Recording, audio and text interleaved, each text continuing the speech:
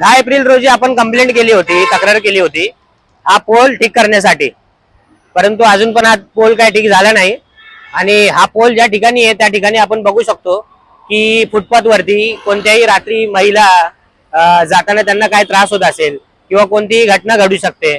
आणि जर अशीच या लाईटीची पोलची अवस्था राहिली तर मला वाटते की अदानीचे कोणते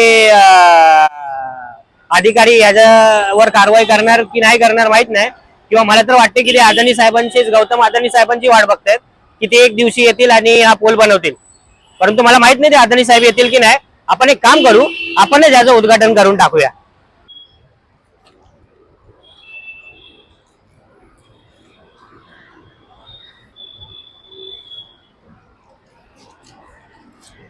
धन्यवाद अदानी साहेब, धन्यवाद।